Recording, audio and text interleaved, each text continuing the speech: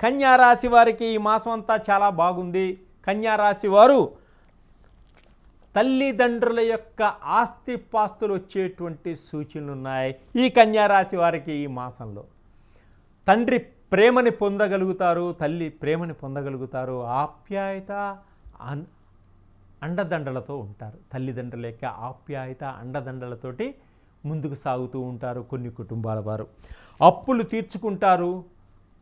Bank నుంచి రుణాల కోసం ప్రయత్నం చేసేవారికి తప్పకుండా రుణాలు వచ్చేటువంటి అవకాశం కూడా ఉంది. రియల్ ఎస్టేట్లో ఉన్నవారికి మంచి ధనయోగం కూడా ఉంది. బ్రోకర్స్గా ఉన్నవారికి కూడా మంచి ధనలాభం ఉంది. అలాగే విదేశ సంబంధాల కోసం ప్రయత్నం చేస్తూ ఉన్నవారికి కూడా తప్పకుండా కుదురుతాయి. వివాహం జరిగి తీరుతుంది. అలాగే గవర్నమెంట్ ఉద్యోగస్తులకు, అధికారులకు ప్రమోషన్ల మీద పెద్ద పెద్ద పదవుల్ని అలంకరించడం కూడా జరుగుతుంది. వ్యాపారస్తులకు కొత్త వ్యాపారాల్లో పెట్టుబడి పెట్టండి. కాంపిటీషన్ నుంచి తట్టుకోగలుగుతారు, మంచి లాభాలు పొందగలుగుతారు, ఉన్నత స్థితిని అధిరోహించగలుగుతారు.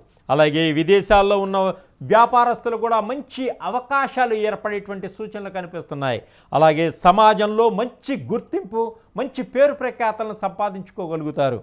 రాజకీయ నాయకులకు ధన ప్రాప్తి ఉంది. అలాగే ప్రజల్లో మంచి గుర్తింపు తెచ్చుకోగలుగుతారు. రాజకీయ రంగంగా కూడా పైకి ఎదగగలుగుతారు. ఒక మెట్టు ఈ రాజకీయ నాయకులు ఈ మాసంలో.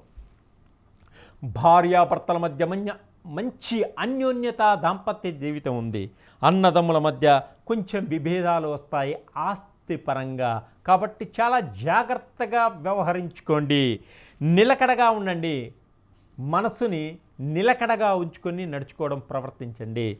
అలాగే విద్యార్థులకు కష్టపడితే కానీ మంచి ఫలితాలు ఉండవు ఈ రాశి వారికి ఈ మాసంలో. కాబట్టి ఇంకా అధికమైనటువంటి ఫలితాలు పొందాలి అనుకునే వారికి వీరు శ్రీ లక్ష్మీనారాయణ్ణి దర్శనం చేసుకోండి. లక్ష్మీనారాయణకి పూజ చేయండి. అలాగే శ్రీ వెంకటేశ్వర స్తోత్రాన్ని పఠించండి. మీరు సుబ్రహ్మణ్య స్వామిని కూడా పూజించడం వల్ల మీకు అద్భుతమైనటువంటి ఫలితాలు వచ్చేటువంటి సూచనలు కనిపిస్తున్నాయి ఈ కన్యా రాశి వారికి ఈ మాసంలో.